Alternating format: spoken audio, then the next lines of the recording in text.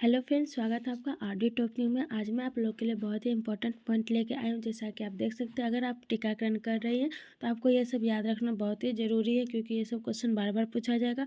और जो भी एएनएम जेएनएम के स्टूडेंट है वो भी इसे देख लीजिए, क्योंकि आप लोग भी पढ़ाई कर रहे होंगे तो आपको ये सब का जानकारी होना ज़रूरी है। तो चलिए मैं अब आपको बताती हूँ इसमें ओपन वाइल पॉलिसी क्या है। तो इससे पहले आप सबसे एक रिक्वेस्ट है, अगर चैनल फर्स्ट टाइम विजिट करें तो चैनल को सब्सक्राइब कर ले। इस प्रकार की जानकारी आपको हमेशा ही मिलती रहेगी। तो चलिए मैं अब आपको ओपन वाइल पॉलिसी के बारे में बताती हूँ। देखिए, ओपन वाइल पॉलिसी में सबसे पहले ये जानिए कि इसमें कौन कौन सी वैक्सीन आती है। ठीक है, तो देख सकते हैं आप, पहला नंबर है आपका डीपीटी। ठीक है, डीपीटी, टीडी, और आपका है हेपेटाइटिस बी, और उसके बाद है ओरल वैक्सीन यानी ओपीवी।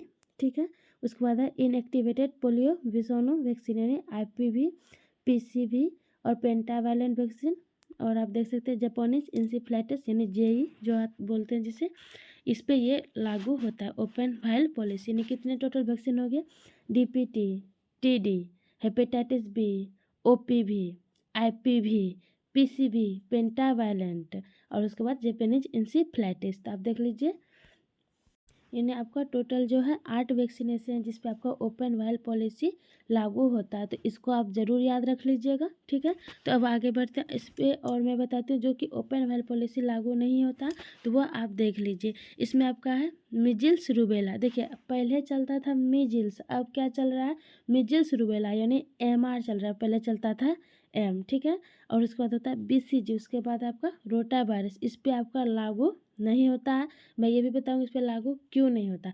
तो आप इसमें कॉमन सी बात याद रख लीजिएगा, मिजिल्स जिसको हम घोलते हैं उस पर लागू नहीं होता। एक रोटा वायरस यानी जो कि जीवित वैक्सीन है, यानी जो कि आप लोग जानते हैं लाइव वैक्सीन है, उस पर ये आपका लागू नहीं होता है। ठीक है, तो अब आगे आपको क्या क्या याद रखने वाली बात है वो ध्यान दीजिएगा कि आपको किन सब बातों का याद रखना। देखिए, कोई भी वैक्सीन अगर आप टीकाकरण सत्र पे है तो आपको जो ओपन वाइल पॉलिसी है उसको कितने दिन तक आप यूज कर सकते हैं। देखिए, टीकाकरण सत्र वाली जगह पे खोली जाने वाली वैक्सीन वाइल 4 हफ्तों के भीतर एक से ज़्यादा बार टीकाकरण सत्र में इस्तेमाल की जा सकती है, बशर्ते यानी आपका क्या क्या रूल लागू होता है उसको जानना जरूरी है। यानी अगर ओपन वाइल पॉलिसी के जो वैक्सीन है उसको आप 28 दिन के अंदर जो है यूज कर सकते हैं, लेकिन उसके लिए भी कुछ शर्त है।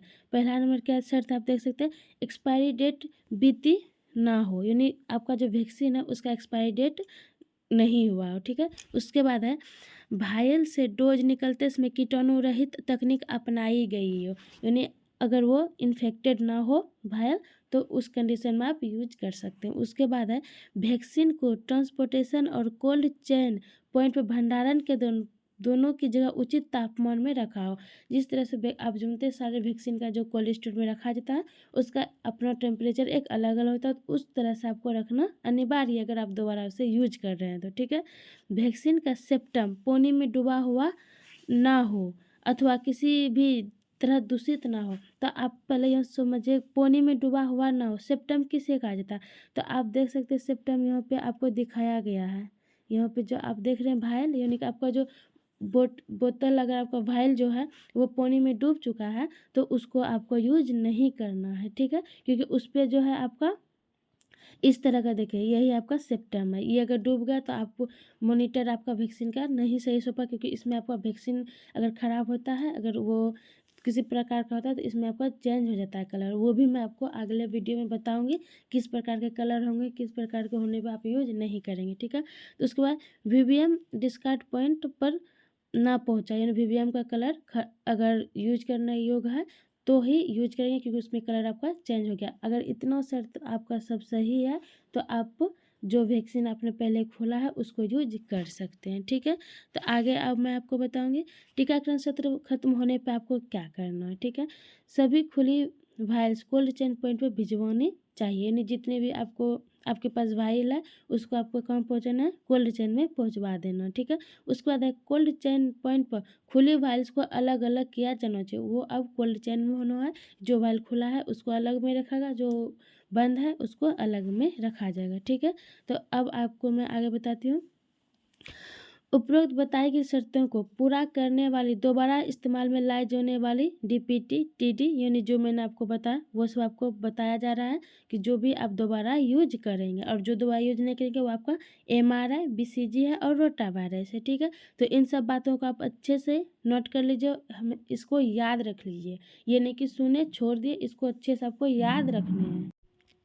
आगे आप देख लीजिए, आपको जो वायल है उस पर क्या करना है। जब आप वायल आपके हाथ में आए तो उसको सबसे पहले आपको रखना है, उसमें आपको जब आप वायल खोल रहे हैं जिस टाइम पे, वो आपको डेट मेंशन करना है और आपको तारीख मेंशन करना है। ये तो आप अनिवार्य रूप से ज़रूर करें, नहीं तो आपको हमेशा ही रिपोर्ट दे दिया जाएगा कि वहाँ पे डेट टाइम मेंशन नहीं था। इसलिए पहला ही काम शुरू करने से पहले अगर आपने वाइल ओपन कर रहे हैं तो उस टाइम आपको डेट और टाइम मेंशन करना बहुत ही ज़रूरी है। ठीक है, उसके बाद है कि जो भी वायल है, देख लीजिए इसमें कहा गया सभी वायल्स खुली या बंद को वैक्सीन कैरियर में जीपर बैग में रख कर ले जाया जाना चाहिए, उसे रजिस्टर में दर्ज किया जाना चाहिए। देखिए, जितने भी आपके पास वायल होंगे उसको आपको जीपर यानी एक छोटा सा प्लास्टिक जो आता है उसमें आपको रख के तभी आपको कैरियर बैग में रखने हैं। ठीक है, तो इस चीज़ को आप ध्यान रखिएगा, डायरेक्ट कभी नहीं रखें क्योंकि उससे फूटने का डर रहता है। ठीक है, आगे है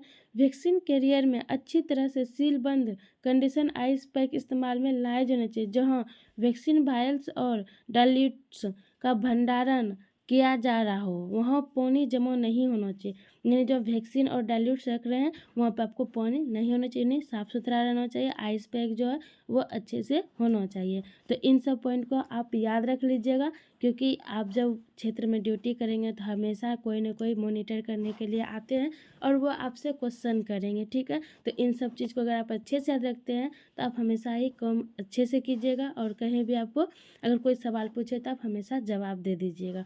तो जो भी अगर स्टूडेंट भी लोग हैं तो वो भी इसे याद कर लीजिए, क्योंकि ये आपके भी काम की बहुत ही कम की चीज़ है, क्योंकि आप इसी चीज़ का आप ट्रेनिंग कर रहे होंगे।